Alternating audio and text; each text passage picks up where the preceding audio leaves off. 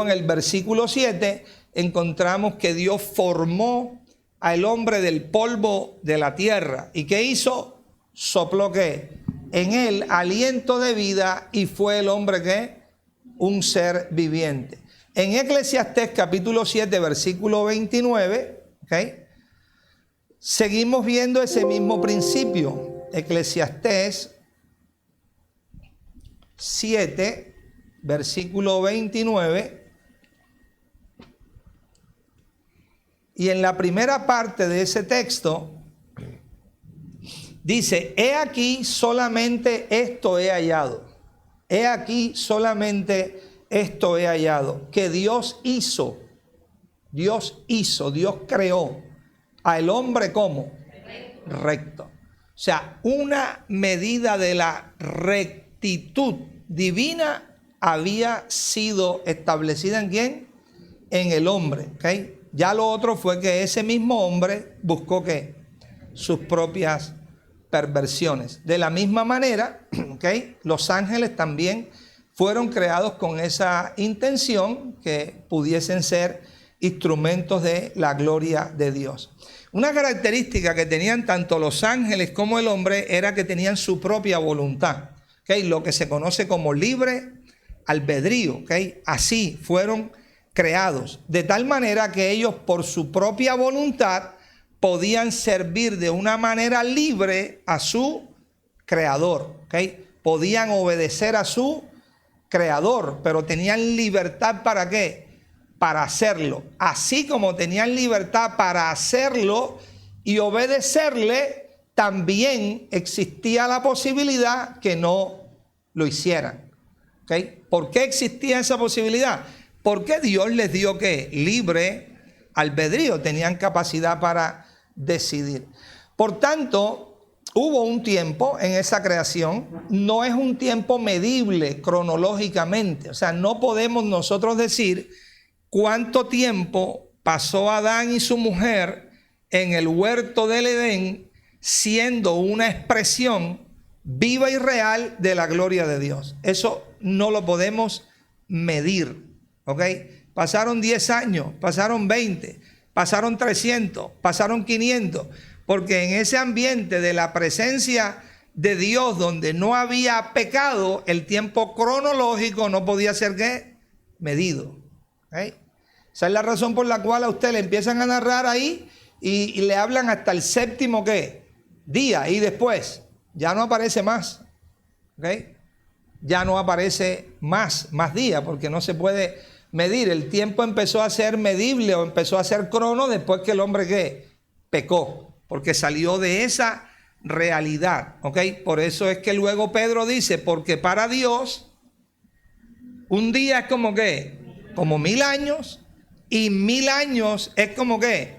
Es como un día, ¿ok? Y ahí es donde entra el hombre con su razonamiento y con su mente ¿qué? Limitada, y te empieza a hablar de la era prehistórica, de los dinosaurios, que no sé, 80,000 años, 400 millones de años, que como que esta tierra va a tener 6,000 años, pero ¿en qué cabeza le cabe a esa gente? Y solamente quieren hablar y que de la fe, y con esa fe, pero ¿en dónde usted va a meter 6,000 años, hermano, si esto tiene no sé cuántos millones?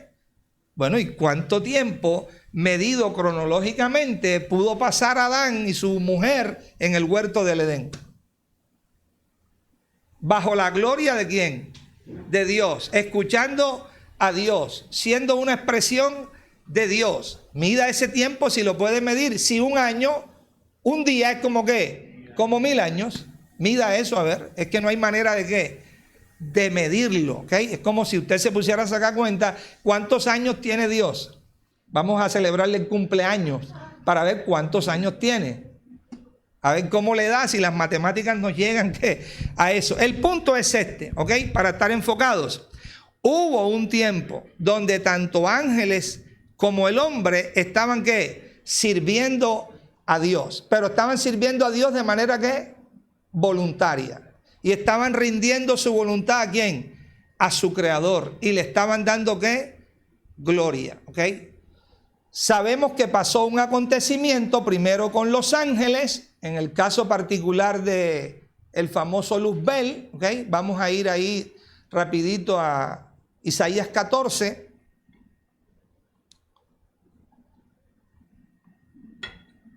Isaías 14, versículo 12. Y vamos a encontrar esa narrativa que nos narra Dios aquí por boca del profeta. Isaías capítulo 14, vamos a empezar en el versículo 12. ¿Okay? ¿Cómo caíste del cielo, oh lucero de la mañana? Cortado fuiste por tierra, tú que debilitabas a las naciones, tú que decías en tu corazón, subiré al cielo, en lo alto, junto a las estrellas de Dios, levantaré ¿qué? Mi trono, y en el monte del testimonio me sentaré a los lados del norte. Sobre las alturas de las nubes ¿qué? Subiré y seré ¿qué? Semejante al Altísimo. Mas tú derribado eres hasta el Seol, a los lados de ¿qué? Del abismo. Y en Ezequiel 28 vemos ya una declaración todavía mucho más amplia. Ezequiel capítulo 28, y empezamos desde el versículo 12, ¿ok? Desde el versículo 12. Hijo de hombre, levanta endecha sobre el rey de Tiro y dile, así ha dicho el Señor, tú eras el sello de ¿qué? De la perfección. Tú eras el sello de la perfección, lleno de sabiduría y acabado de hermosura. En Edén, en el huerto de Dios, ¿qué? Estuviste, de toda piedra preciosa era tu vestidura, de cornerina, topacio, jaspe, crisólito, berilo y ónice, de zafiro, carbunclo, esmeralda y oro. Los primores de tus tamboriles y flautas estuvieron preparados para ti en el día de tu creación. Tú, querubín grande, protector, yo te puse en el santo monte de Dios. Allí estuviste en medio de las piedras de fuego que te paseabas. Oye, cuando salen como las ondas del sonido, los platos estos empiezan a... Siento aquí el sonido ese. Perfecto eras ¿en qué? En todos tus caminos desde el día que fuiste creado hasta que se halló en ti ¿qué? Maldad. A causa de la multitud de tus contrataciones fuiste lleno de iniquidad y pecaste. Por lo que yo te eché de ¿qué? Del monte de Dios y te arrojé de entre las piedras del fuego, oh querubín protector. Se enalteció tu corazón a causa de tu hermosura, corrompiste tu sabiduría a causa de tu esplendor. Yo te arrojé por tierra, delante de los reyes te pondré para que miren en ti. Con la multitud de tus maldades y con la iniquidad de tus contrataciones profanaste tu santuario. Yo pues saqué fuego de en medio de ti, el cual te consumió, y te puse en ceniza sobre la tierra a los ojos de todos los que te miran. Todos los que te conocieron de entre los pueblos se maravillan o se maravillarán sobre ti. Espanto serás y para siempre ¿qué? Dejarás de ser. Si usted se pone a considerar, va a encontrar algo ahí muy interesante, y es que la exactitud, ¿ok? En muchos aspectos entre Adán y Satanás es impresionante. De hecho, por eso algunos sacan la idea teológica de que de quien se está hablando en el texto es de Adán, ¿ok? Por todas las similitudes que muestra con Satanás. ¿Okay? Por lo menos dice, tú eras el sello de la perfección, lleno de sabiduría y acabado de ¿qué? De hermosura. El hombre fue así, así fue. Él fue la máxima creación de ¿qué? De Dios dentro de eso, ¿ok? Pero este querubín grande protector también representaba dentro de esa jerarquía que Dios había hecho. En Edén, en el huerto de Dios, ¿qué? Estuviste, ambos estuvieron allí. ¿Okay? Ambos estuvieron allí. De toda piedra preciosa era ¿qué? Tu vestidura. ¿Ok? Y luego dice al final, y flautas estuvieron preparados en el día de tu creación. En medio de esas piedras de fuego que te paseabas, había una relación entre Dios y ¿qué? Y el hombre, pero también había una relación entre Luzbel y ¿qué? Y Dios mismo. Perfecto eras entre todos tus caminos hasta el día en que se halló en ti ¿qué? Maldad. El punto aquí a resaltar es ese. Hasta el día en que se halló en ti ¿qué? Maldad. La pregunta es, ¿por qué eso llegó a ser posible? Porque se tenía un libre ¿qué? Albedrío. se tenía una capacidad para decidir. Durante un tiempo, vuelvo y repito, que no podía ser cronológico, tanto para Luzbel como ese resto de ángeles, sirvieron a Dios, se ofrecieron voluntariamente al Señor, estuvieron rendidos a Dios, pero hubo un tiempo donde eso que acabó, y es como lo narra toda la palabra profética, ¿ok? Luego Adán fue sacado del Edén, recuerde, allá en el capítulo 13 nos narra el final, pero también Jesús dijo, yo vi a Satanás caer del cielo como ¿qué? Como un rayo. Entonces, el punto es que tanto para estos ángeles que tenían ese libre albedrío en particular, aquel grupo, como para el hombre que también tenía ese libre albedrío, en un momento, primero unos y luego el otro, decidió ¿qué? Decidió darle la espalda a Dios.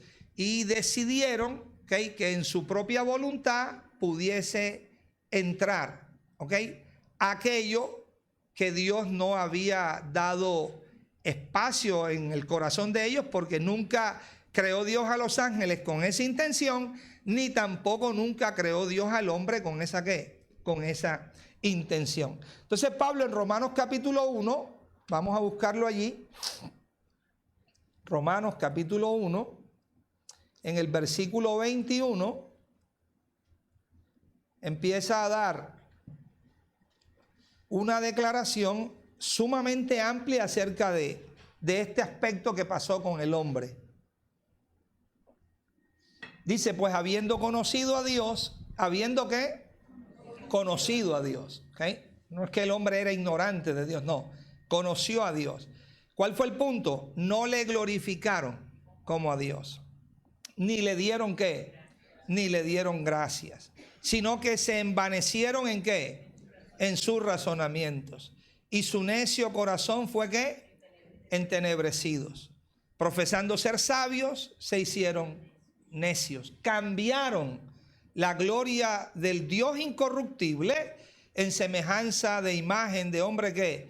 Corruptible, de aves, de cuadrúpedos y de reptiles. Por lo cual también Dios los entregó a la inmundicia en las concupiscencias de sus corazones, de modo que deshonraron entre sí sus propios ¿qué?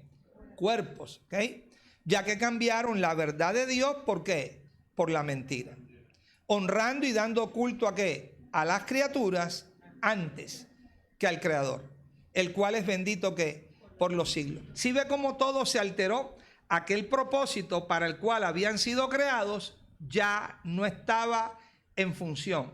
Por lo menos ellos ya no estaban operando ni funcionando según el propósito para el cual habían sido ¿qué? Creados, Por esto Dios los entregó a pasiones vergonzosas, pues aún sus mujeres cambiaron el uso natural por el que es ¿qué? Contra naturaleza. Y de igual modo también los hombres, dejando el uso natural de la mujer, se encendieron en su lascivia, unos con otros, cometiendo hechos ¿qué? Vergonzosos, hombres con hombres, y recibiendo en sí mismos la retribución debida ¿qué? A su extravío. Y como ellos no aprobaron tener en cuenta a Dios, Dios los entregó a una mente reprobada para hacer cosas que no convienen, estando atestados de toda injusticia, fornicación, perversidad, avaricia, maldad, llenos de envidias, homicidios, contiendas, engaños y malignidades, murmuradores, detractores, aborrecedores de Dios, injuriosos, soberbios, altivos, inventores de males, desobedientes a los padres, necios, desleales, sin afecto natural, implacables, sin misericordia, quienes habiendo entendido el juicio de Dios, esto es lo más tremendo, quienes habiendo entendido el juicio de Dios, que los que practican tales cosas son dignos de ¿qué? De muerte, ojo, no solo las hacen, sino que también se complacen con los que la practican. O sea, aquí lo que estamos viendo es que aquel tiempo donde todo había sido una expresión para la gloria de ¿quién? De Dios mismo, de parte de todo lo que Dios había creado, incluyendo estos seres, tanto ángeles como el hombre, ahora eso había dado totalmente un giro y se había vuelto contrario, enemigo y opuesto ¿a quién? Al Señor. Empezó a aparecer algo en la creación que nunca había existido. ¿Okay? Empezó a tomar origen algo en la creación que nunca había existido. Primero los ángeles y luego ¿qué? El hombre. Eso produjo que el hombre se convirtiera, ¿ok? Y dejara de ser lo que era la imagen y semejanza de Dios. Ahora perdió esa imagen y esa ¿qué? Semejanza de Dios, perdió esa vida de Dios, perdió ese propósito de Dios, perdió esa presencia de Dios, perdió la gloria de Dios porque fue ¿qué? Destituido de esa gloria y ahora se convirtió en tinieblas. Ahora se convirtió en pecado. No solamente era que el hombre hacía pecado ahora, no. Ahora era ¿qué? Pecado. No solamente era que andaba en tinieblas o estaba en tinieblas. No, era que ahora era ¿qué? Las tinieblas mismas, ¿ok? Y eso en términos de la practicidad, cuando empezamos a ver todos aquellos aspectos de la tentación, que fue lo que realmente se le ofreció a este hombre en el caso particular de esta mujer que tanto la cautivó, ¿ok? Se le ofreció un tipo de sabiduría, se le ofreció un tipo de conocimiento y se le ofreció un tipo de bien que ella podía tener aparte de su creador, ¿ok? Aparte de su creador. No es que de ese árbol no se puede comer. Dios ha dicho que no se puede comer, ¿ok? No, es que realmente no es así. Dios lo está diciendo porque Dios no quiere que ustedes lleguen a conocer el bien y qué, y el mal, y que no sean como Él que es. O sea, le está ofreciendo algo. Puedes alcanzar algo, puedes obtener algo, puedes saber algo, puedes manejar una sabiduría totalmente ¿qué? Diferente, pero la vas a manejar aparte de tu creador. Tú no necesitas ¿a quién? A tu creador. Sí, pero Dios ha dicho que si comemos de eso morimos. No, no, mentira, no van a morir. Entonces, todo fue, ¿ok? Aquel pensamiento que fue abrazado, que fue concebido, que fue amado en un momento determinado, ¿ok? Con ese tipo de amor que se produce ya de esa naturaleza corrupta, pero lo que llevaba en mente era una exaltación y complacencia de su propio yo. Porque la única manera como ellos podían darle gloria a Dios y la única manera como podían ser una expresión de la gloria de Dios era que sus voluntades estuvieran ¿qué? Rendidas al Señor. Pero ahora ya esa no era la intención. La intención es no, tú no necesitas a Dios, no necesitas a tu creador, tú lo que necesitas es que exaltar y complacer tu propia ¿qué? Voluntad. Entonces, si tú exaltas y complaces tu propio yo, tú vas a obtener una sabiduría, que es una sabiduría ¿qué? Extraordinaria, magnífica, gigantesca, pero ahora puedes manejar eso sin necesidad de depender de quién, de tu Dios o de tu creador. A partir de eso, pues ya sabemos el gran desastre que esto generó, ¿ok? El hombre empezó a buscar su propio bien, no el bien que le provenía de quién, de su Señor, y ya empezó a hacer y se convirtió en su propio maestro, escuchando a otro maestro, porque por eso la pregunta, ¿quién te enseñó que estabas ¿qué? Desnudo? O sea, eso nunca vino de mí, nunca salió de mí, nunca te enseñé, nunca te compartí esas cosas. A partir de allí, el hombre queda en esa condición de tinieblas y condición de oscuridad. Marcos, capítulo 7. Marcos capítulo 7. Y eso que acabamos de ver, mis amados, es lo que realmente representa, en esencia representa el verdadero problema del hombre. Ese es el verdadero problema del hombre. Ahí es donde está la raíz. Esa es la raíz de ¿qué? Del problema. La raíz del problema es que hay una naturaleza que corrupta en el ser humano.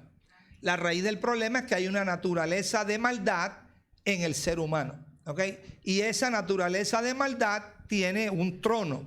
Y ese trono es la exaltación y ese trono es la complacencia de la voluntad propia, de la voluntad del yo, ¿ok? Por eso es que el hombre, usted ve que por instinto natural opera de esa manera. Tiene la tendencia siempre de buscar que lo suyo propio, ¿ok? En todo, ¿ok? Eso es lo que se recibió y eso es lo que a través de los siglos se ha estado, ¿qué? Alimentando cada día, ¿ok? En Marcos capítulo 7, leamos en el versículo 21, ¿ok? O 20, lo que el Señor declara y dice aquí. Pero decía que lo que del hombre sale, ¿eso qué? Eso contamina al hombre. Porque de dentro del corazón de los hombres salen. ¿De dónde? De dentro. Ahora la pregunta es, ¿por qué salen de dentro? La respuesta es porque ahí están. Porque si no estuvieran, ¿cómo van a salir? Usted no puede salir nunca de una casa a menos que usted esté en la casa, sino ¿cómo sale? ¿Ah? Es un principio básico. Entonces él dice, porque de dentro del hombre, ¿qué? Salen. ¿Por qué salen de dentro? Porque ahí están. Ahí están, como están ahí, de ahí ¿qué? De ahí salen, ¿ok? De dentro del hombre salen, ¿qué salen? Bueno, los malos pensamientos, los adulterios, las fornicaciones, los homicidios, los hurtos, las avaricias, las maldades, el engaño, la lascivia, la envidia, la maledicencia, la soberbia, la insensatez. Y como siempre, me gusta hacer como afianzar esa idea de que podamos reflexionar que para estas cosas, recuerde, para estas cosas, uno no tuvo que estudiar nunca en ninguna universidad. Nunca, nunca. ¿Entiende? O sea, usted nunca tuvo que ir, uy, tengo problemas con el orgullo. ¿Cómo así? No, es que no sé cómo ser orgulloso. Voy a tomar un semestre acerca de ser orgulloso. Entonces ahí me van a enseñar cómo serlo. O cómo ser insensato. ¿Ok? O cómo practicar tal o cual o tal cosa de estas que son opuestas y contrarias a quién, a Dios. O sea, estas cosas no se estudian. ¿Okay? Estas cosas pertenecen a una ¿qué?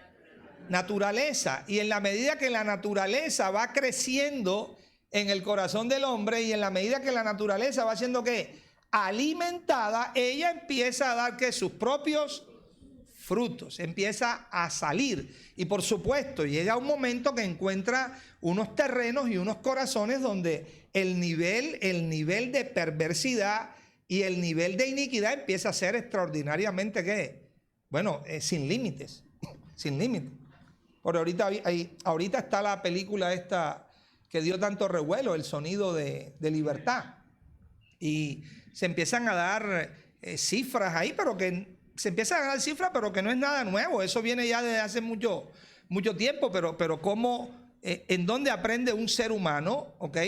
A tomar a unos niños, sin importar la edad que tengan, 2, 3, 4 años, sin importar la edad que tengan, y someterlos, ¿ok? A un abuso sexual, a unas violaciones sexuales, y un niño puede ser violado 10, 15 veces, 20 veces al día y no pasa absolutamente nada en la mente de ellos, simplemente buscando su propio, ¿qué? Placer. Pero la pregunta es, ¿quién le enseñó a ese individuo a hacer eso? Salió de su propia ¿qué? Maldad, de su propia naturaleza. Eso empezó a ¿qué? A crecer, y entre más se alimente, pues más se alimenta. O aquel que tuvimos acá que mató a 160 y no sé cuántos, ¿ok? Y le hacían la entrevista al hombre y ¿usted se arrepiente? No sé, o sea, tocaba. Esa era la respuesta, ¿no? Pues tocaba, ¿no?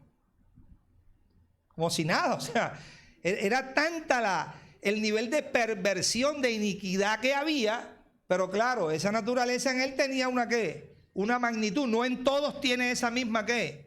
Magnitud, pero ese no es el punto. El punto es que sea poquita, o sea que mucha, es esa naturaleza que está allí gobernando al hombre. Y dice, todas estas maldades de dentro ¿qué? Salen y contaminan ¿a quién? Al hombre. Ojo, todas estas maldades ¿de qué? De dentro salen y contaminan al hombre. La palabra es poneros, maldades, poneros, mal, dañino, ¿ok? Dice algo que es enfermo, algo que es vicioso, algo que es maligno, o sea, que pertenece a una naturaleza que corrupta y opuesta. Ahora solo piense por un instante, aquel hombre que Dios creó, ¿con qué intencionalidad Dios lo creó? Miren, para que fuese la imagen del postrer Adán. Para que fuese la imagen, la figura de ¿quién? Del Hijo. Y miren lo que se convirtió. ¿Okay? Todo lo que se generó a partir de esa prole o de esa descendencia que vino ¿qué? De Adán. ¿Okay? Que según la carne o la naturaleza natural, todos nosotros somos hijos de Adán, humanamente hablando. Porque él es el padre que gestora. A partir de ahí todo ¿qué? Procedió. Y al pasar el tiempo, dice, Dios se arrepintió de haber hecho ¿qué? De haber hecho al hombre en la tierra. Era tanta el nivel de maldad y de iniquidad que se estaba generando, que imagínese aquello en lo que el hombre se convirtió. Entonces, el punto de esto es que si uno no llega a ser consciente de cuál verdaderamente es el problema nuestro, nunca uno llega a ser consciente de la necesidad que tiene de ser librado de ese problema. Porque uno puede asumir, ¿ok?, que el problema de uno es otro. Pero todo lo demás que vemos son simplemente ¿qué? Ramas, hojas, que proceden de ¿qué? De ese árbol y proceden de ¿qué? De esa raíz, ¿ok? De ese árbol y de esa raíz. Mateo capítulo 6, versículo 13. El Señor está enseñando la oración del Padre Nuestro. ¿Se acuerda? Padre nuestro que estás en los cielos, santificado sea tu nombre. Y llega un momento que dice, líbranos de ¿qué? Del mal. ¿Y cuál es el primer pensamiento que uno le viene con líbranos del mal? Líbranos de algo que está fuera de nosotros. Líbranos de algo feo que nos puede ¿qué? Pasar. El problema es que ese mal no está fuera de ti, ni fuera de mí. ¿Está dónde? Dentro. Y necesitamos ser librados de ¿qué? De eso. O sea, el hombre natural necesita ser librado de ¿qué? De ese mal. ¿Ok? De ese mal. Lucas capítulo 1, versículo 74. Lucas capítulo 1, versículo 74. Dice en esta declaración maravillosa que profetizó Zacarías y que estaba hablando acerca de nuestro amado Señor. En el 74 dice que librados de ¿qué? De nuestros enemigos, sin temor ¿qué? Le serviríamos en santidad y en justicia delante de Él todos ¿qué? Nuestros días, ¿ok? Pero vuelve el mismo punto. ¿Librados de qué? De nuestros ¿qué? Enemigos. Enfóquese ahí. ¿Librado de qué? De nuestros enemigos. Y cuando uno lee eso, ¿qué es lo primero que uno piensa? ¿Quiénes son los enemigos? ¿Cierto? Los enemigos son la gente, los enemigos son, oye, este tipo me la tiene montada, oye, este no me quiere ayudar, no me quiere resolver, este me está poniendo tropiezos aquí y allá, y coge para aquí y coge para allá. Pero los enemigos verdaderos que tiene el hombre son esas maldades que están ¿dónde? En su propio ¿qué? Corazón. De eso es lo primero que tiene que ser ¿qué? Librado. Ahora imagínate, si Dios es poderoso y capaz de librar al hombre de ese enemigo, que es el mal en su propio corazón, yo pregunto, ¿tendrán algún problema en librarte de los externos? O sea, el verdadero asunto está en librar ¿qué? Del enemigo ¿qué? Interno. O sea, no fue casualidad cuando Pablo le dijo a su discípulo amado, cuídate, de ti mismo y de ¿qué? Y de la doctrina. O sea, no le digo, cuídate del vecino. No, cuídate de ti mismo, ¿ok? Y de la doctrina. Mateo 10, versículo 36.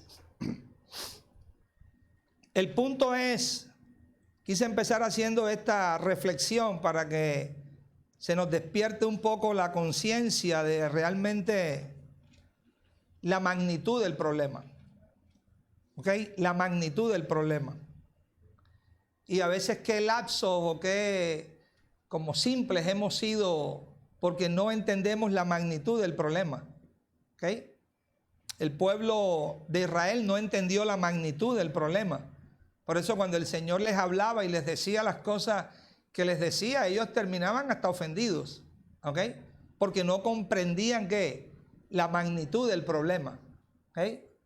Creemos en ti, Señor. Nosotros creemos en ti. Y el Señor les dice, ok, creen en mí. Está muy bien. Entonces tengo que decirles lo siguiente. Si ustedes permanecen en mí, seréis verdaderamente ¿qué? Mis discípulos. Y conoceréis ¿qué? La verdad. Y la verdad os hará ¿qué? Libres. Oye, tremenda declaración. Una declaración de vida, un fluir de vida, una manifestación, vaya, inmensa del amor de Dios. Ustedes están creyendo que yo soy ¿quién? Jesús el Cristo. Que yo he venido de Dios. ¿Ustedes creen eso? Sí, maestro, nosotros creemos eso. Bueno, ahora tienen que permanecer en mí. Para así llegar a ser ¿qué? Verdaderamente ¿qué? Mis discípulos. O sea, la distancia que hay entre un creyente y un discípulo, eso es de la tierra al cielo. ¿Okay? Creyente hay un montón en cualquier esquina. Pero ya ser un discípulo, y luego les dice, y si ustedes caminan ahí en esa realidad, llegarán a ser verdaderamente ¿qué? Libres. Y ahí ellos se ofenden terriblemente. ¿Por qué se ofenden? Porque les salta lo que tienen ¿qué? Dentro. ¿Qué tienen dentro? Tienen dentro su maldad. Pero son ¿qué? Creyentes. Son creyentes, pero tienen dentro ¿qué? Su maldad. ¿Ok? Entonces se sienten ofendidos. Nosotros nunca hemos sido esclavos de nadie y el Señor llega a su conclusión donde tiene que llegar. ¿Ok? Este es el asunto. El que hace pecado, esclavo es del pecado. Es así de simple. No hay que buscarle ninguna interpretación. El que hace pecado, esclavo es de ¿qué? Es del pecado. Por eso les hablé que necesitan ser ¿qué? Libres verdaderamente. O sea, él le está diciendo cuál es su verdadero ¿qué? Problema. Esto mismo que está diciendo, ¿de dónde es que el mal aparece? ¿Dónde es que el mal fluye? ¿De dónde es que sale? Bueno, sale de ahí, del corazón. Ese es el problema. Eso es lo que yo vine a ¿qué? A resolver. Mateo capítulo 10 te dije, ¿eh? Versículo 36. Y los enemigos del hombre serán ¿qué? Los de su propia casa. ¿Viste, mija? Te lo dije. Esta suegra ya no la aguanto más. Ese es el problema. O el hermano tuyo, esa es la situación. Hay que vivir solo, hermano. Hay que vivir apartado. Hay que vivir independiente. Pero ese bendito problema, estar ahí. ¿Entiendes? O el mismo marido que está durmiendo en la noche ya y medita. Mateo 10, 36. Los enemigos del hombre serán los de su... Padre, ayuda. Protégeme, Señor. Sí, porque todo el enfoque que siempre se tiene es un enfoque ¿qué? Externo. Pero es muy poco cuando uno enfoca, los enemigos del hombre son los de su casa. Estos son los enemigos del hombre. Estos son los enemigos que hay que vencer, los enemigos de su propia ¿qué? De su propia casa, ¿ok? Y luego usted sigue leyendo lo que sigue en el versículo 37. El que ama a padre o a madre más que a mí, no es ¿qué? No es digno de mí. Y el que ama a hijo o a hija más que a mí, ¿qué? No es digno de mí, ¿ok? Y ahí se toma el versículo ya. Y sale la interpretación enseguida. Entonces a pelear con el papá y a pelear con la mamá y a pelear con los hijos, porque es que yo no puedo amarte más. No me pidas que te ame más, a ti que ame el Señor. Y empieza la trifulca. Pero si usted observa, el problema que el Señor está diciendo no es papá ni es mamá, ni es hijo ni es hija. Es un tipo de amor, es una clase de amor. El que ama ¿qué? A padre o a madre ¿qué? Más que a mí. ¿Ok? Entonces, cuando se usa esa clase de amor con esa acentuación que el Señor le hace más que a mí, jamás puede proceder del amor divino. Porque el amor divino nunca te va a llevar a ¿qué? A eso, ¿ok? Por eso la palabra que se usa ahí no es ágape, no es el amor de Dios, es un amor filos, ¿ok? Es un amor filial, ¿ok? Un amor que se da humanamente hablando. Entonces, cuando se empiezan a tener este tipo de relaciones con papá o con mamá, pero que se tornan en relaciones que no están basadas verdaderamente en el amor de ¿qué? De Dios, siempre terminan distorsionadas, ¿ok? Un ejemplo sencillo, práctico. Bueno, que yo llegue a hacer la voluntad de mi papá o llegue a hacer la voluntad de mi mamá, aunque esa voluntad sea contraria a la voluntad de Dios. Pero es que él es mi papito y ella es mi mamita. Entonces yo tengo que obedecer lo que él me está diciendo, ¿ok? Aunque eso que me está diciendo sé que es opuesto ¿a qué? A la voluntad del Señor. O como este es mi bebo y esta es mi beba, entonces mi bebo y mi beba tienen que manejar casi, ¿ok? Definir todo en mí porque yo me debo a mi bebo y a mi beba, ¿ok? Entonces son un tipo de relación y un tipo de afecto que no es un afecto que sano, porque al final verdaderamente no está basado en el amor de ¿qué? En el amor de Dios, ¿ok? Es como el padre que va a defender a su hijo con otro muchacho. Un ejemplo, estoy tratando de ponerte un ejemplo lo más sencillo que pueda. Se presenta una situación entre dos niños, ahí está involucrado el hijo mío en esa situación y entonces yo voy a defenderlo. Él es mi hijo, pero realmente quien tiene la razón fue el otro niño. El hijo mío falló, pero como él es mi hijo, yo lo defiendo a capa y espada porque él es ¿qué? Él es mi hijo y a mí no me interesa realmente si él fue responsable o no. Él es mi hijo, yo saco el pecho por mi pelado. Y entonces yo eso llamo que yo amo ¿a quién? Yo amo a mi hijo, hermano. Y yo sí tengo que dar lo que tenga que dar por mi hijo, lo doy. Y eso nos orgullece como si eso fuera algo. Ya. Pero lo que no sabemos es que ahí realmente, basado en el amor de Dios, no estamos amando. Estamos malcriando. Y eso es diferente, ¿ok? Pero uno puede asumir que lo que uno llama amor es una ¿qué? Mala crianza. Pero no está siendo verdaderamente ¿qué? Amor o el amor de Dios. El Señor este asunto lo definió rápido.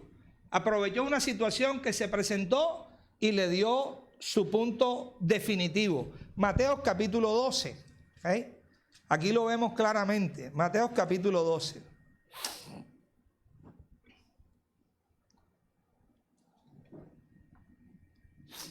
Versículo 46. Mientras él aún hablaba a la gente, he aquí su madre y sus hermanos estaban afuera y le querían ¿qué? Hablar. Y le dijo uno, he aquí tu madre y tus hermanos están afuera y te quieren ¿qué? Hablar. ¿Ok? La respuesta del Señor. Perdonen amigos, necesito salir. Mi mami me llama. Entonces salir, atender a ¿qué?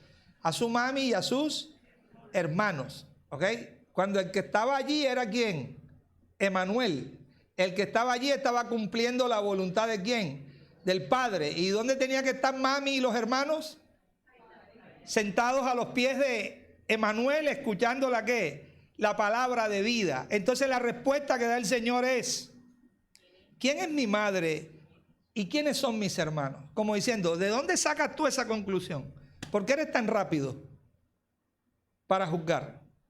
Y extendiendo su mano hacia sus discípulos dijo, he aquí mi madre y he aquí ¿qué? Mis hermanos. Porque todo aquel, este es el punto, que hace la voluntad de mi Padre que está en los cielos, ese es mi hermano y ¿qué? Mi hermana y mi madre. Entonces, si usted juzga eso con una mente natural, ¿cuál es la conclusión a la que usted llega? Ay, que Jesús despiadado. Y él mismo supuestamente no fue el que inspiró y que honra a tu padre y a tu madre para que te vaya bien. Por eso era que la gente le daba la espalda y lo dejaba solo hablando.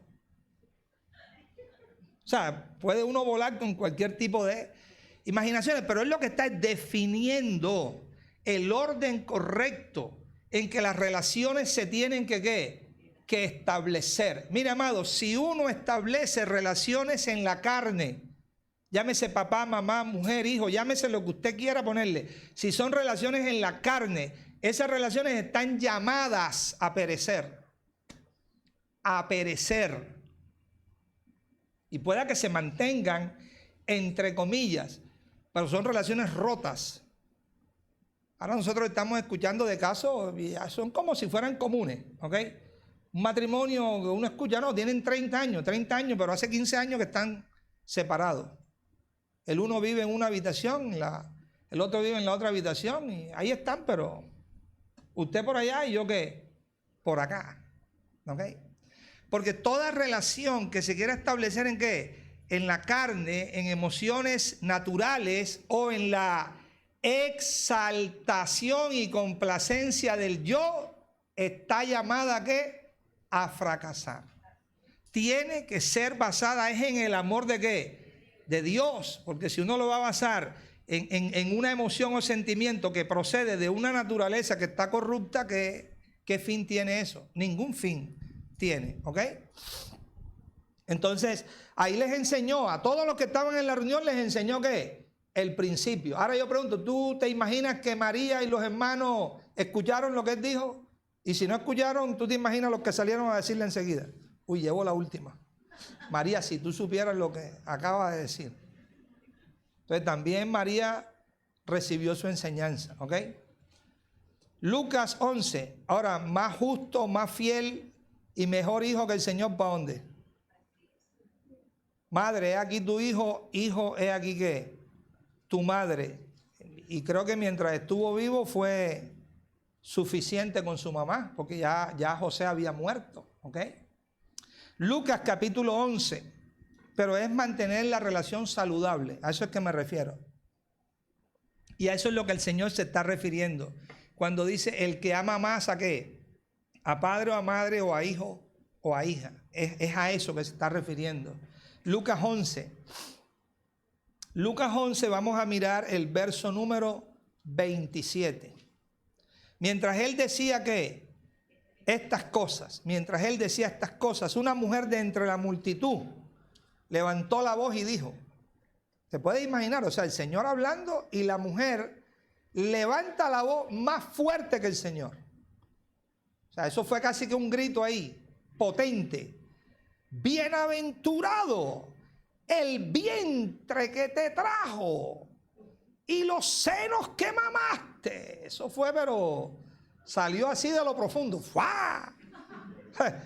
Y el Señor le dijo, antes bienaventurados los que oyen la palabra de Dios y qué.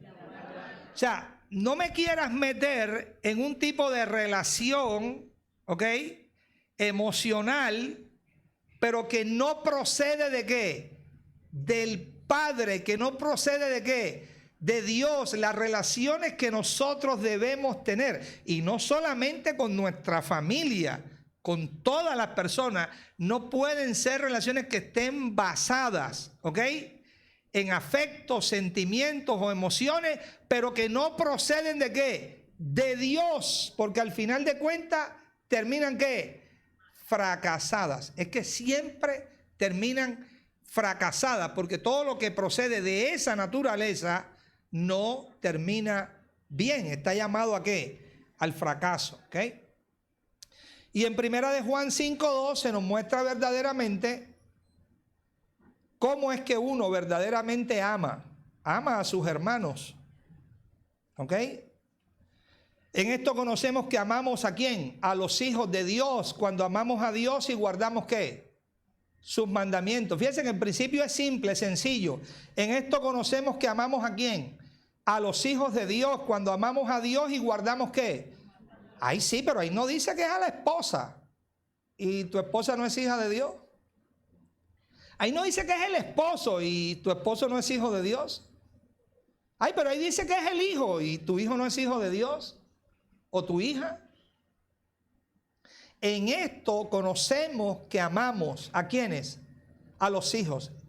Dicho de otra manera, ¿cuál es la mejor forma o la mejor manera como uno puede expresar verdaderamente el amor de Dios hacia nuestros semejantes? Familias, amigos, conocidos, vecinos. ¿Cómo? Cuando realmente nosotros ¿qué?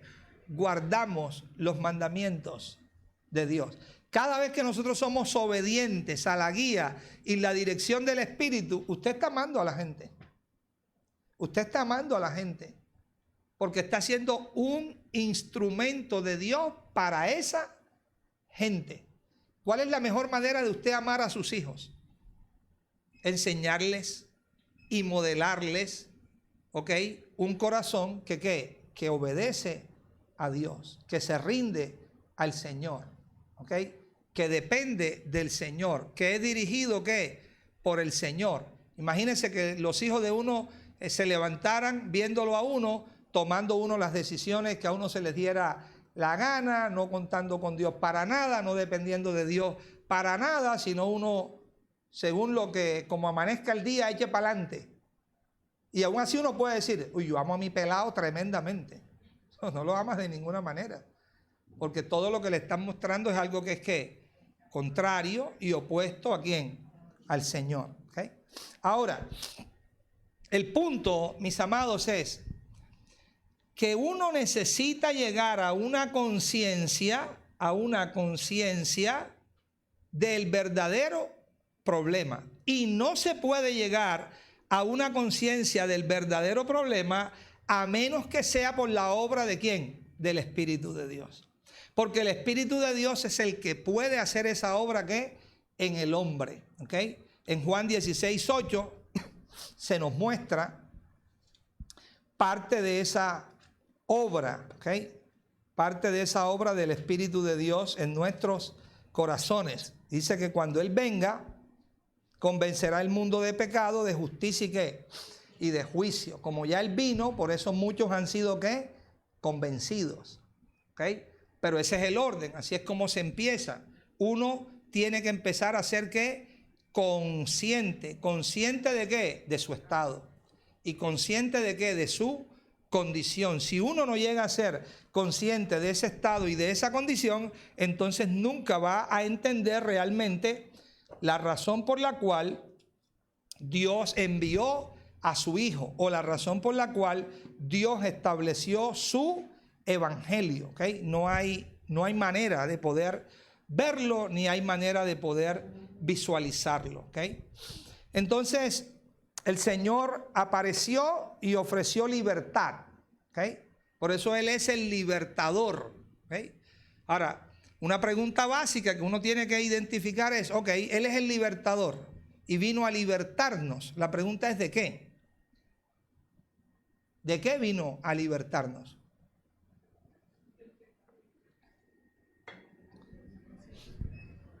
Entonces alguien puede decir, bueno, me vino a libertar de una mala costumbre que yo tenía.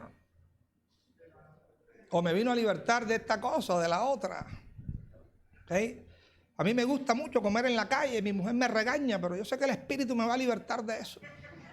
No comer ya tanto chicharrón y tanta cosa rara por ahí. O sea, uno puede hacer cualquier invento en su mente y conectar con que Él es el libertador de tal o cual. No. ¿De qué nos vino a libertar el Señor? Nos vino a libertar de una naturaleza corrupta y opuesta a Dios que se llama ¿qué? Pecado. Y que tiene su mayor expresión en la exaltación y complacencia del yo. Punto. De eso nos vino a libertar. ¿Por qué? Porque a partir de ahí, a partir de esa condición es donde todos los males del ser humano se han generado. Todos los males del ser humano se han generado a partir de ¿qué? De ahí. ¿Por qué mató Caín a Abel? Puede escribir un libro y sacar 80,000 conclusiones. La raíz por la cual pasó lo que pasó es porque una naturaleza corrupta y opuesta tomó lugar en ese corazón, empezó a crecer, ¿ok? Y la manifestación que tuvo fue exaltación y contemplación de ¿qué? De su yo. Yo hago lo que yo quiero ¿qué? Hacer y me cae mal lo que él hizo y no me gustó. Y Dios lo miró a él bien y a mí me miró mal. Y Dios aceptó la ofrenda de él y la mía, ¿qué? No. Entonces ya sabe lo que le espera. Vamos a dar una vuelta. ¿De dónde sale eso? Sale de ahí. Ese es el verdadero problema. Por eso él es el libertador. No se lo llama así de lujo o de simplemente por llamarlo. En Lucas capítulo 2, mire cómo le llaman. Lucas capítulo 2. Viene el mismo punto. Lucas capítulo 2 en el versículo 10 y el versículo 11. Pero el ángel les dijo, no temáis, porque aquí os doy ¿qué? Nuevas de gran gozo, que será para todo ¿qué? El pueblo. Observe, que os ha nacido hoy en la ciudad de David un Salvador, que es Cristo ¿qué? El Señor. Ahora le pregunto, ¿un Salvador de qué? ¿De qué nos salva? Ese es el punto. ¿De qué nos salva?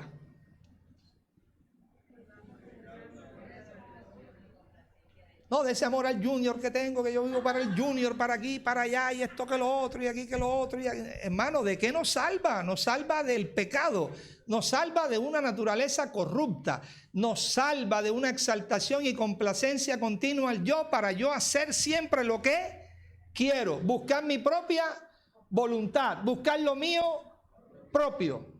De eso es que Él me tiene que salvar, es la razón de ser.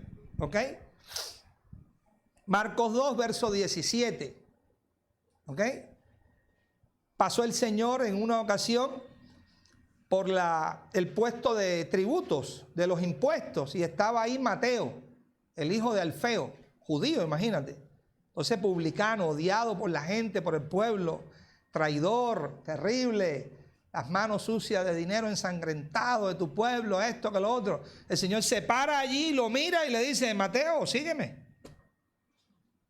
Y en Mateo, hermano, dejó su puesto y para adelante con el Señor. Y fueron a comer en la casa. Pero llegaron publicanos, otros más, pecadores que habían, el uno, el otro.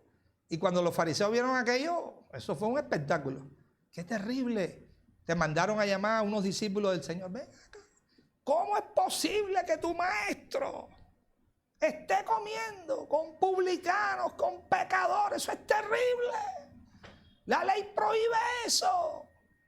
Y el Señor, conociendo lo que había en sus corazones, les dijo, yo no vine por sanos, yo vine por enfermos. Los sanos no necesitan médico. ¿Usted cuándo ha visto a un tipo sano yendo al médico? Si ni enfermo la gente quería al médico, ahora sano. Pero usted nunca ha visto un sano que va al médico. A ver, hijo, ¿qué te pasa? ¿En qué te puedo atender? No, doctor, me siento tan pleno, tan sano que vine para que me atienda. O sea, un sano no necesita un médico. ¿Quiénes necesitan un médico? Los enfermos. Ahora, el Señor era único. Y es único en esa declaración que les dice, yo no vine por quién, por los sanos. Es exactamente lo mismo cuando habla con aquellos que se ofendieron porque les dijo ciegos. Es que ¿quién era sano? Medite a ver, ¿quién era sano? Nadie era sano. Todos eran ¿qué? Enfermos, y no solamente enfermos, porque hay enfermos de un dolor de cabeza. Álvaro está ya con virosis, está enfermo, pero ese es un tipo de enfermo. Hay otro enfermo que ahora mismo está en una UCI y que los intensivistas están encima de él. Uy, se va, se queda, espérate ya. Se fue el pulso, viene la adrenalina, ponle. O sea, está ¿qué? Crítico ya. ¿Ok? Entonces el Señor vino por los enfermos, pero una vez más, ¿quiénes estaban enfermos? Todos. Había un grupo que estaba ¿qué? Muy enfermo. El problema es que ellos no se creían enfermos. Solamente creían que los demás eran ¿qué? Los enfermos. Pero volvemos al mismo punto. Ahora Él es el médico divino. ¿De qué enfermedad? Vuelve al mismo punto. Nos tiene que sanar. La misma de la cual nos tiene que salvar. La misma de la cual nos tiene que libertar. captar. Cuando uno empieza a tener esa visión, empieza a darse cuenta que el evangelio es un asunto de vida. El evangelio no es un asunto de resolver situaciones domésticas, externas, no. Es para resolver un asunto de ¿qué? De vida. Porque la gente está como muerta. ¿Y qué necesitan? Necesitan la vida de Dios. Nos encontramos luego con aquella declaración en Lucas 4, ¿ok? Lucas 4, versículos 16 al 21.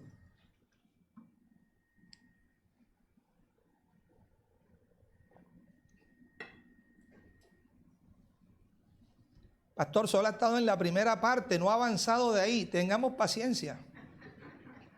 Lo más que puede pasar para no estar el domingo es que el Señor venga y nos arrebate. Pero si no pasa eso, seguimos aquí, no tenemos afán. Lucas 4, verso 16.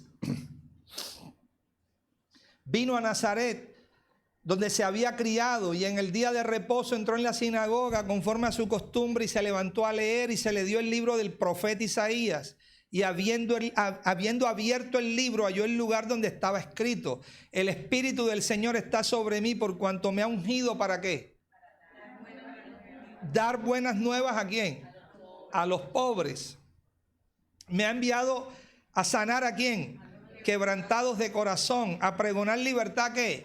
A los cautivos. ¿Vista qué? A los ciegos. A poner en libertad. ¿A quién? A los oprimidos. Es impresionante todos los ejemplos que usa, pero absolutamente todos los ejemplos lo que están señalando es exactamente el mismo problema. No más, no es otro. Él vino a dar buenas nuevas. ¿A quién? A los pobres. ¿Qué pobres? Entonces, ¿cuántos eran pobres? Todos eran pobres, porque todos los hombres se encuentran en un estado de miseria espiritual, ruina espiritual. ¿Y necesitan a quién? Al Salvador. ¿Ok? Vino a sanar a los quebrantados. ¿De qué? De corazón. ¿Por qué tienen los corazones quebrantados? Que luego allá el profeta Isaías le habla, y el profeta Isaías anuncia y luego escribe expresiones como: ustedes serán llamados restauradores de calzadas para habitar, reparadores de portillos. Ustedes van a recoger los escombros de muchas generaciones, etcétera, etcétera. Todo eso apunta a una sola cosa: corazones que están quebrantados, destrozados. ¿Destrozados por qué? Por el mismo ¿qué? Problema. Todo apunta ¿a qué? A lo mismo. Libertad a los cautivos. ¿Cautivos de qué? Exactamente lo mismo. Ciegos. ¿Ciegos qué? Espirituales. Y poner en libertad ¿a quiénes? A los oprimidos. ¿Ok? Esa es la razón por la cual cuando el Señor declara, dice: yo he venido para que tengan vida. Porque es un asunto ¿de qué? De vida. Yo he venido para que tengan vida, y para que esa vida la tengan ¿qué? En abundancia. Y luego dice en Juan capítulo 5, Juan capítulo número 5, versículo número 25: de cierto os digo, viene la hora, y ahora es cuando los muertos. ¿Cuando los qué? Los muertos. Porque esto es un asunto de vida. Cuando los muertos oirán. ¿Qué oirán los muertos? La voz ¿de qué? Del Hijo de Dios, y los que la oyeren. Los que la oyeren ¿qué? Vivirán. Es un asunto ¿de qué? De vida. No me avergüenzo del evangelio, porque el evangelio es ¿qué? Poder de Dios. ¿Poder de Dios para qué? Para salvación. ¿A quién va a salvar? A todo aquel que cree, sea judío o sea ¿qué? Griego. Es un asunto de vida. Por eso la declaración paulina es que la gracia de Dios se ha manifestado para salvación. ¿A quiénes? A todos los hombres.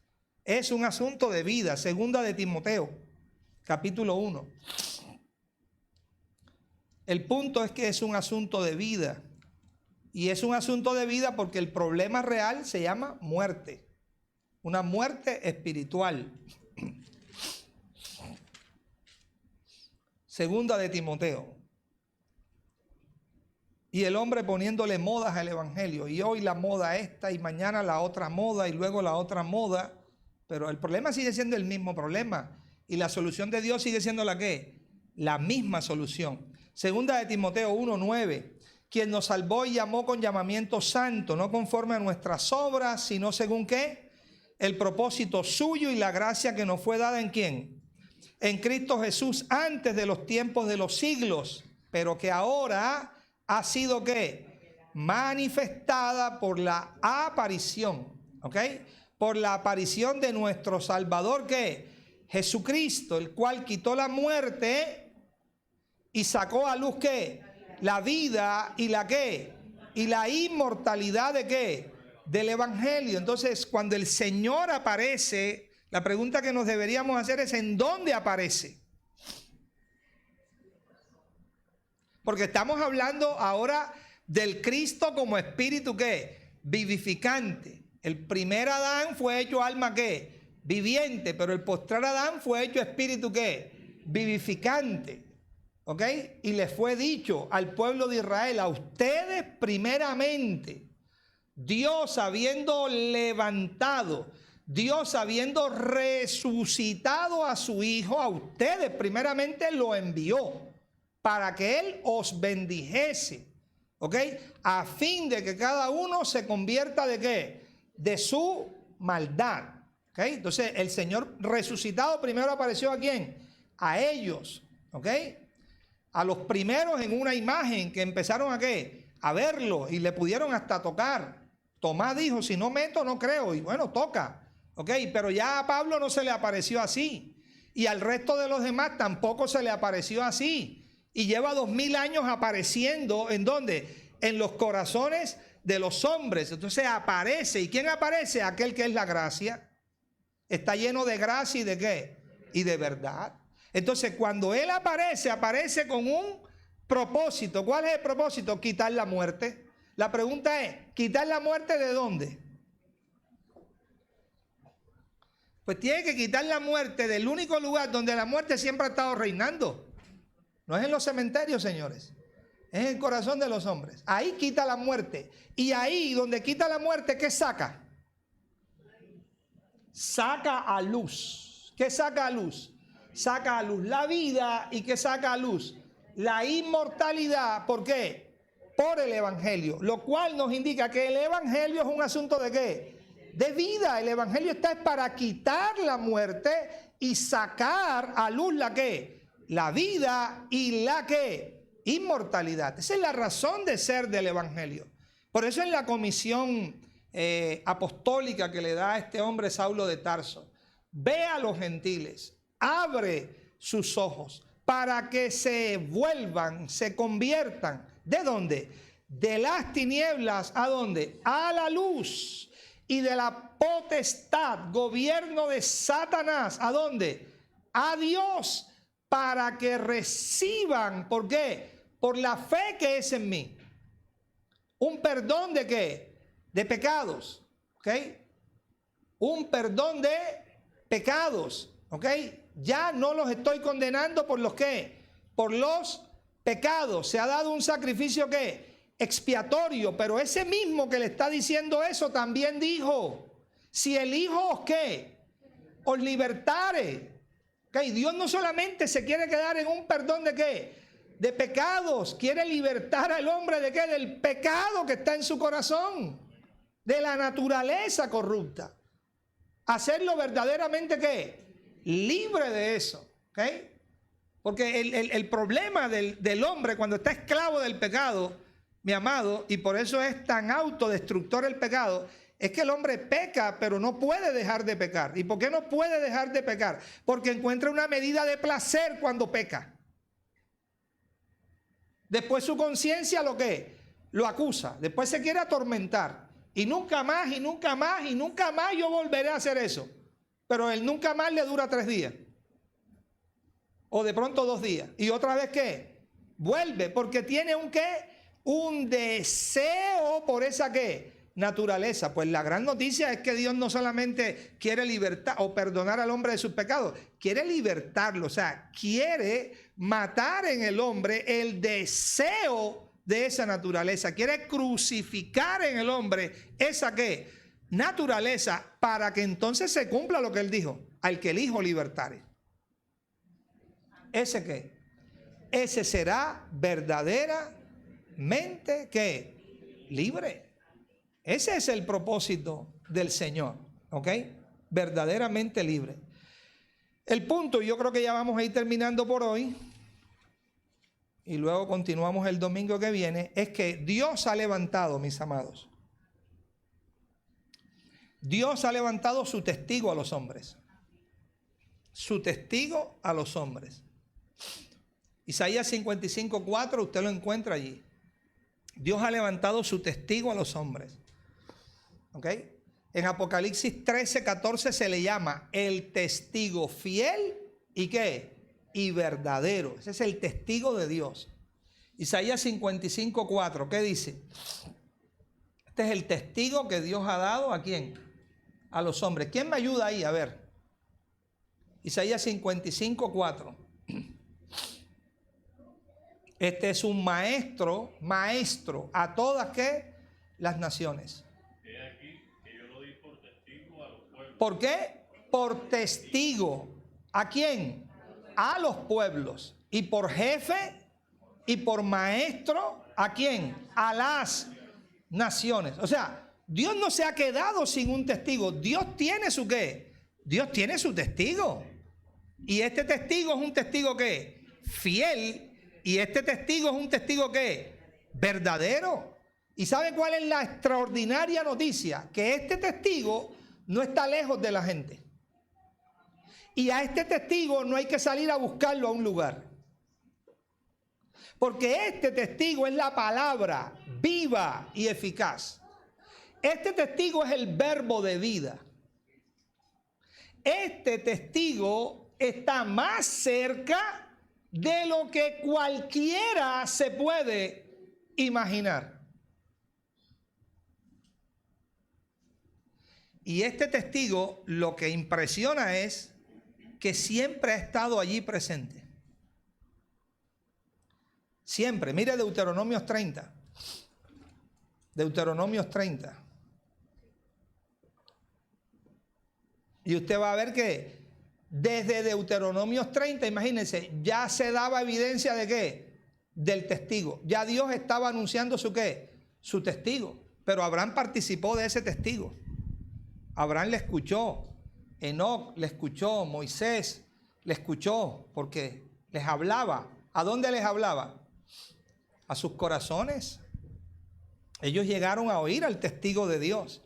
Ya tiene ahí Deuteronomios capítulo 30. Verso 10, cuando obedecieres a la voz del Señor tu Dios. Cuando obedecieres ¿qué? A la voz del Señor tu Dios para guardar sus mandamientos y sus estatutos escritos en el libro de la ley.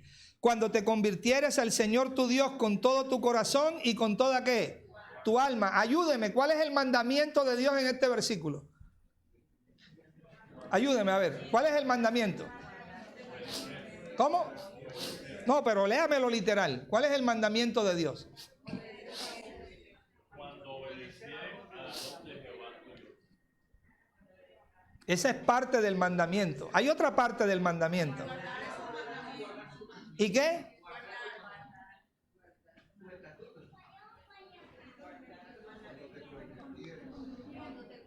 Esa es la otra parte del mandamiento. Porque ese que dice Oscar es el para qué.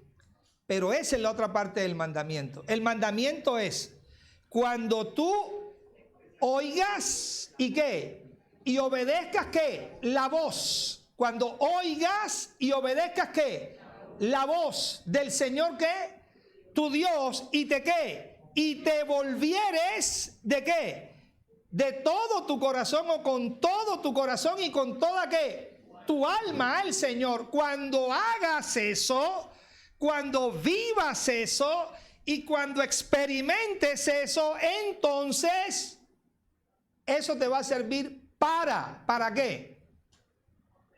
¿Para qué? Para guardar sus mandamientos y estatutos escritos en este libro de ¿qué? De la ley. Ahora yo pregunto, mi amado, ¿sí ve usted allí un mandamiento interno y si ve un mandamiento externo? ¿Y a qué es lo que Dios le da prioridad? El problema es que nosotros cada vez que vemos la ley, si no entendemos por el Espíritu su significado, nos quedamos solo en lo externo. Y llegamos hasta la locura, hasta de maldecir la ley. Uy, qué maldita ley. Hermano, la ley nunca fue maldita. La ley era santa, justa y buena. El que tenía la maldad en el corazón era el hombre que no podía cumplir la ley. Y como no podía cumplirla, uno de los objetivos de la ley, 613 mandamientos de leyes, normas, ofrendas, ceremonias, sacrificios, era que el hombre en su incapacidad no pudiera cumplirla porque no podía. Con el tipo de corazón que tenía, ¿qué? No podía. A menos que Dios, ¿qué? Interviniera en su corazón.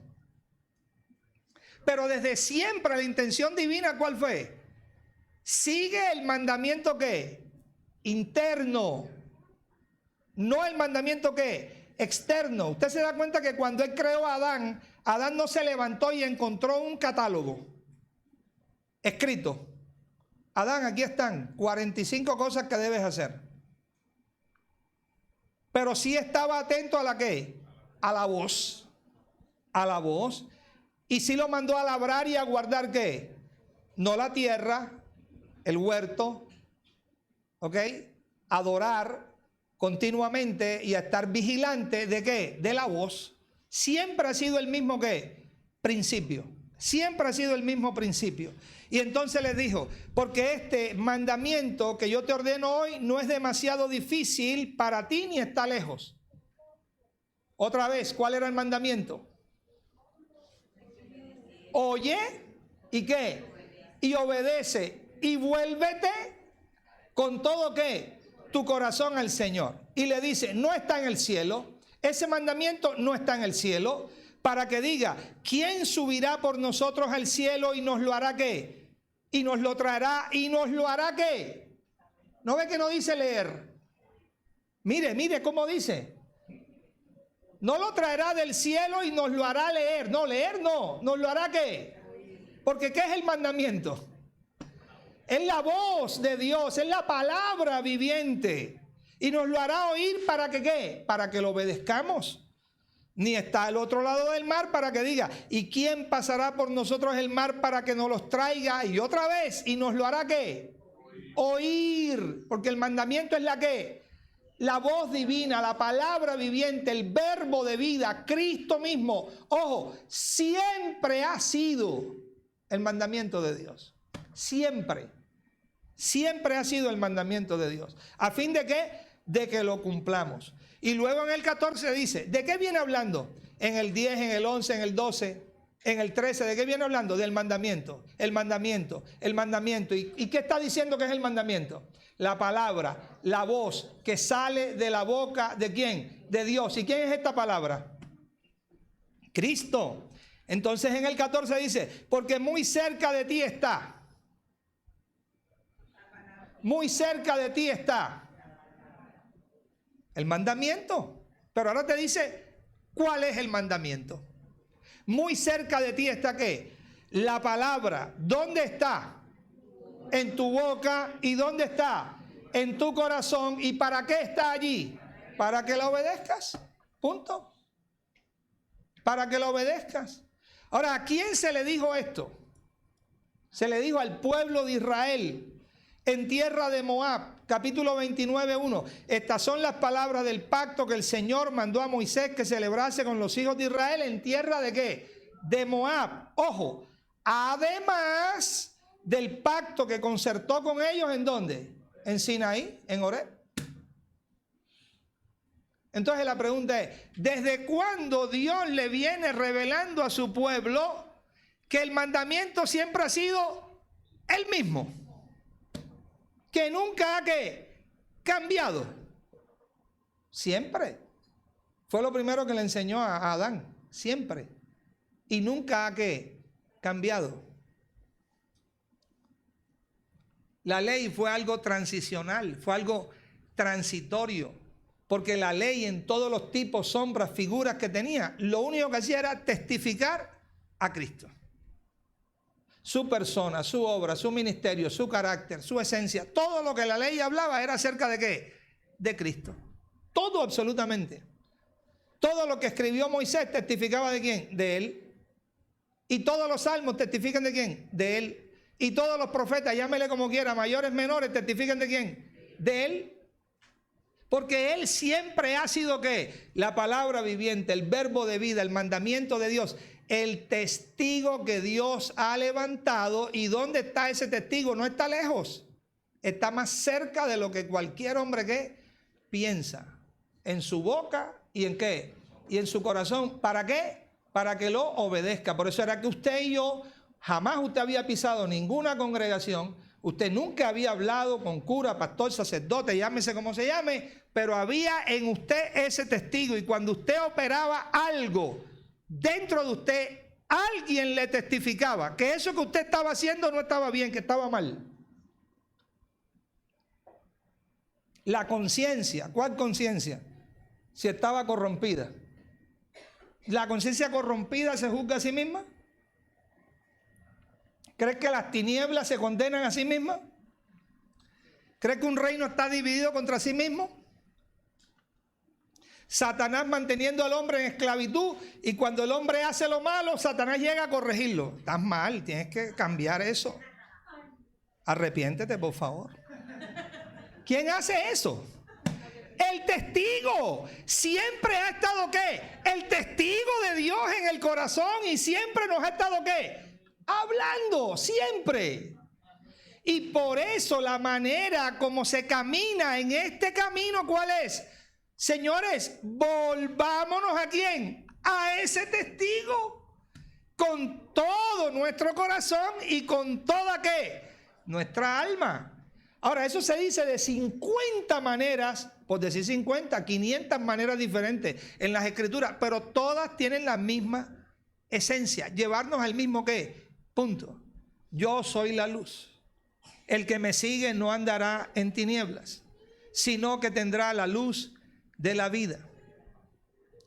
Mientras tengan la luz, crean en la luz, obedezcan la luz, dependan de la luz, confíen en la luz, para así llegar a ser ¿qué? Hijos de la luz.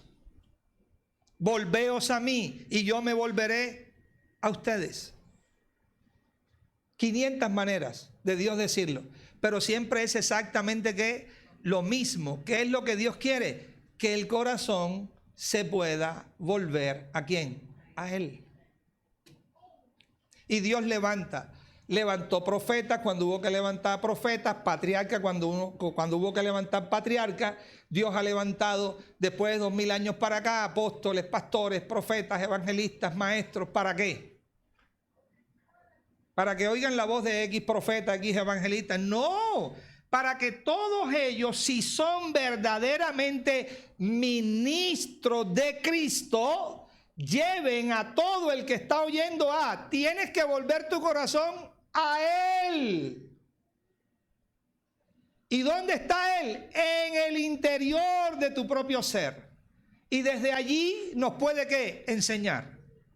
Desde allí nos puede ¿qué? Corregir. Desde allí nos puede capacitar. Desde allí nos puede limpiar. Desde allí nos puede purificar. Es toda la historia que Dios quiere que todos y cada uno de nosotros podamos ¿qué?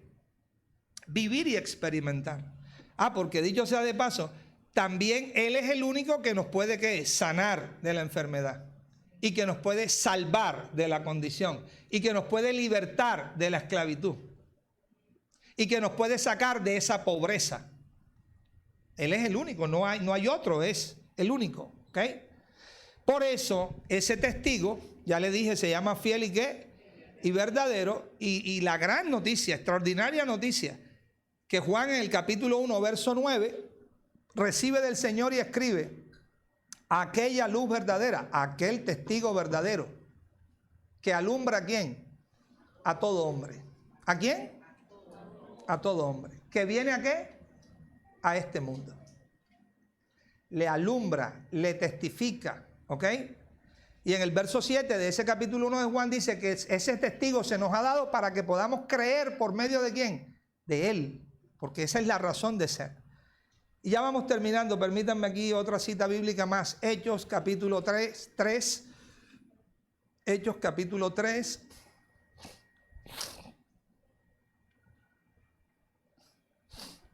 Y luego vamos a leer Hechos 17:30. Hechos 3 y Hechos 17:30.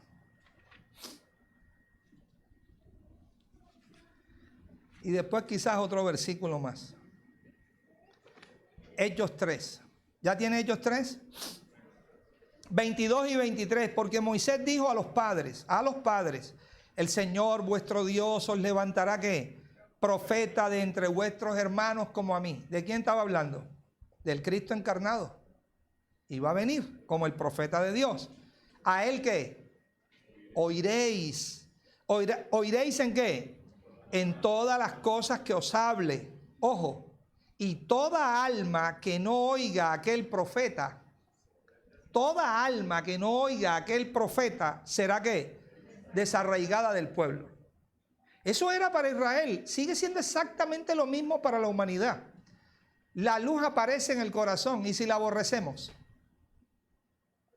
esta es la condenación. La luz vino al mundo y los hombres amaron más las tinieblas que la luz porque sus obras eran malas y no querían venir a la luz para que sus obras no fueran ¿qué? Reprendidas. Si aquel que es el único que nos puede sacar de un estado de condenación, nosotros le damos la espalda, ¿en qué estado seguimos permaneciendo? Simple, sencillo. Entonces, este profeta, lo glorioso es que este profeta, el mismo que apareció allá en carne hace 2000 años en el pueblo de Israel, es exactamente el mismo que ahora está por su espíritu en nuestros corazones. Y desde nuestro interior, ¿qué hace? Habla y testifica de su verdad. ¿Ok? De su verdad. Hechos 17:30. Hechos 17:30. Pero Dios, habiendo pasado por alto, ¿qué? Los tiempos de esta ignorancia, ahora manda. Ahora manda. Pasó por alto los tiempos de ¿qué? De aquella ignorancia. ¿Ok? Porque es parte de la gloria de este nuevo pacto. Que nunca había estado en una dimensión. ¿Ok? Y en una magnitud tan grande como está desde hace 2000 años para acá. Esta luz y este testigo. Brillando y alumbrando intensamente en el corazón de los hombres. Pero Dios, habiendo pasado por alto los tiempos de esta ignorancia, ahora manda a todos los hombres en todo lugar que ¿qué? ¿Qué significa eso? Que vuelvan su corazón al Señor. Eso es lo que Él manda. ¿Y a qué hombres le manda? A todos los hombres que le manda. Esa es la intención que original del Señor.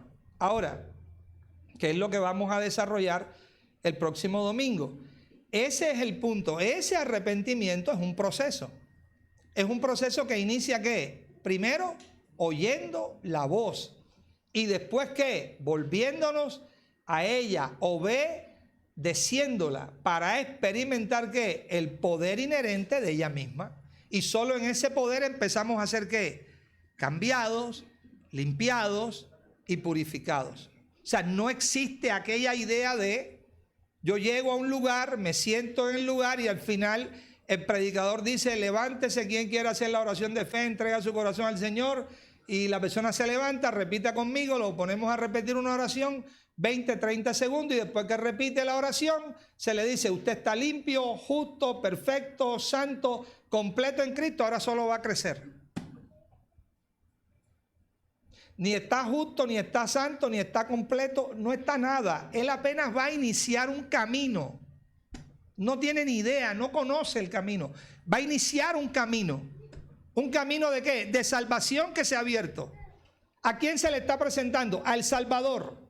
¿A quién se le está presentando? Al Libertador. Él tiene que llegar a experimentar en sí mismo esa luz, esa voz, volverse a ella. Conocer verdaderamente lo que significa el arrepentimiento. Saber lo que significa ser limpiado y empezar a ser ¿qué? Limpiado y empezar a ser ¿qué? Purificado. Y que esa verdad llegue a tomar lugar ¿dónde? En su propio corazón. Entonces, aquella idea, ¿ok?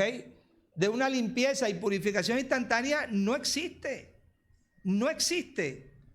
Y esa es la razón, solo para que usted lo medite. Esa es la razón ¿por qué todavía existe muchos creyentes, 5 años, 10 años, 15 años, 20 años, congregándose en sus iglesias y siguen esclavos del pecado? Esa es la razón. ¿Quién lo sabe? ¿Él con la almohada o la mujer? Ahí están entre ellos. ¿Seré yo el problema, mija? ¿Qué situación esta? No he podido salir de este asunto. No, te tengo noticias. Los otros también están, la mayoría están iguales que tú. Y noticia, cuidado que te vas para atrás. El pastor puede estar igual que tú. Pero todo el mundo estamos santos, perfectos, justos en él, hermano. Así lo dice la gracia de Dios. Amén. Usted recíbalo, créalo. Créalo, varón, recíbalo. No es de créalo, varón, recíbalo. No, no, no. Es de una vida y un poder que hay que ¿qué? Experimentar. Y hay una voz que hay que ¿qué? Escuchar. Y después que la escuchemos, ¿qué? Obedecerla. Y en esa medida la obra ¿qué? Empieza en el corazón. ¿Ok? Y termino con esto ya. Proverbios 30:12. Proverbios 30:12.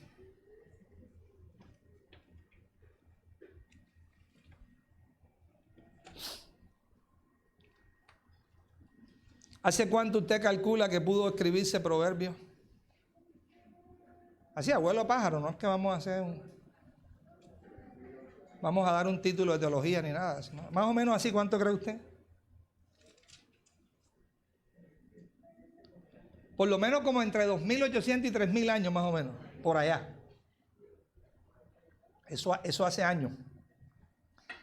Ha llovido bastante de aquella época acá. Y el proverbista escribió estas palabras que dicen así: hay generación. ¿Hay qué? Hay generación limpia en su propia opinión. Hay generación. Oye, no está diciendo hay uno, hay dos. ¿Una qué? Generación. Hay generación. Y esto ha venido de siglo en siglo. O sea, va una, pasa y luego se levanta otra. Hay generación limpia en su propia ¿qué? Opinión. Si bien no se ha limpiado de su inmundicia. Porque es que, aunque suene como redundante, amado, el que está limpio es el que es limpiado. El que está limpio no es el que se imagina que está limpio. ¿Sí me hago entender? El que está limpio no es el que cree que está limpio, sino el que verdaderamente es ¿qué? Es limpiado. Es como cuando el Señor dijo: señores, el que me sigue no andará ¿qué? En tinieblas. Y entonces resulta, un ejemplo, yo no le sigo y digo: no, pero yo no estoy en tinieblas. No, eso no existe. Porque la única manera para no andar en tinieblas es ¿qué? Es seguirle. No es asumir que le sigo, o no es imaginarme que yo le sigo. Ya. O sea, no es el creer que uno asume. No es el creer, es la fe del Hijo de Dios. La fe del Hijo de Dios es una realidad contundente. Es la luz de Cristo, la mente de Cristo, la perspectiva divina, la comprensión celestial, el entendimiento que viene del cielo. Es el ver de Dios. Dios nos permite participar de su propio ¿qué? Ver. No son creencias que yo acumulo. Yo estoy limpio. Yo creo que me bañé. Hermano, tienes 3 días. No, yo creo que me bañé. Pues tú puedes creer que te bañaste, pero no te has bañado. Huele feo, tienes que bañarte. Pero yo creo. Sí, o sea, sí. Estoy dándome a entender la idea. Hermano, mire, a usted le pueden decir toda esa poca cosa, pero no crea eso. La Biblia dice: Abraham creyó y le fue contado ¿qué? Y Abraham creyó. Usted crea ya. Solo tiene que ¿qué? Creer. Usted crea.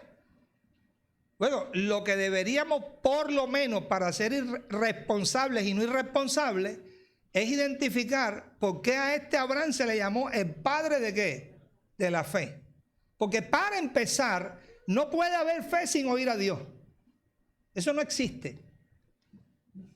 Para empezar, Abraham, y quien le da el testimonio es Dios, imagínate. Que Dios dé testimonio de uno, imagínate tú. Que lo dé el vecino es una cosa, pero Dios dice, Abraham, mi amigo, oyó mi voz y guardó, le dijo a Isaac el hijo. Escucha, Isaac, Abraham, mi amigo, oyó mi voz y guardó mi precepto, mi ley, mi mandamiento y mi estatuto. Ahora ayúdame, ¿qué estaba escrito? ¿Qué ley estaba escrita? Moisés no había nacido. Entonces, cuando Dios habla de mandamiento, ley, estatuto, precepto, ¿de qué está hablando? De su voz, de su Hijo, de su palabra, de la vida, de la verdad. Entonces, ese es el punto.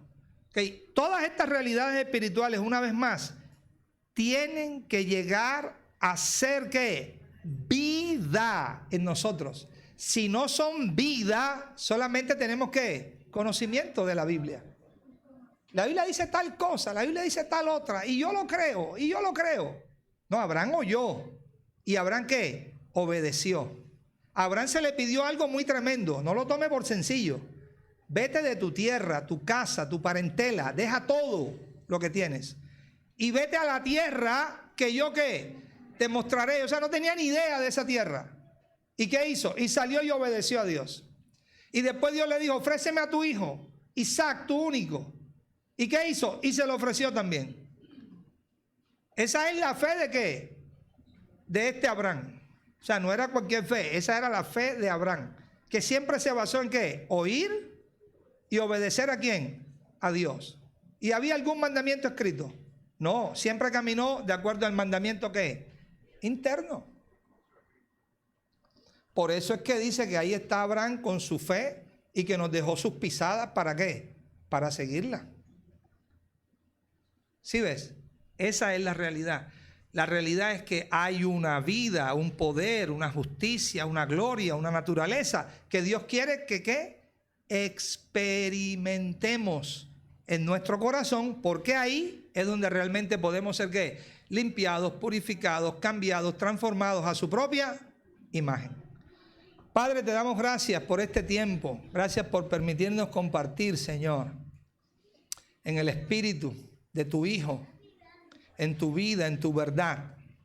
Que cada día, Señor, tu obra llegue a ser real en nuestros corazones. Es nuestro deseo, Dios, llegar a vivir, a experimentar la verdad en nosotros. Que esa verdad que anunciamos y que esa verdad que predicamos no sean simplemente palabras o discursos, no. Que sea la verdad presente, pero en nuestros corazones. Que obra, que opera, que transforma en nuestro interior, haciendo tú en nosotros lo que es agradable delante de ti. Es la única manera, Señor, como realmente podemos llegar a ser testigos tuyos a todos los hombres. De todo lo que hemos visto y vemos y de todo lo que hemos oído y oímos y lo obedecemos. Gracias te damos en Cristo Jesús. Amén. Bueno, acuérdese, amado, de la reunión que vamos a tener mañana 7 de la noche y aquí la pastora creo que les va a comentar algo. ¿Okay? Y miércoles 7:30 y viernes las mujeres también. Sí. Ay, un momentico, no se vayan para recordarles la integración familiar. El próximo domingo vamos a tener la integración familiar de un almuerzo que vamos aquí a compartir.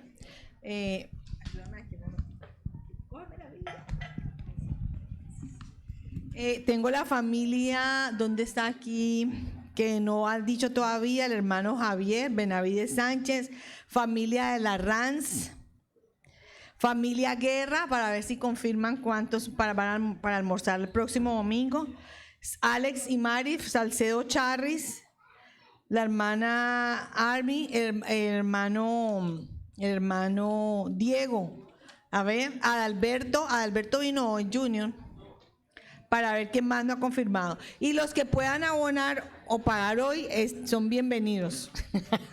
Un abrazo, familia, los amamos. Una feliz semana, guardados en Cristo Jesús.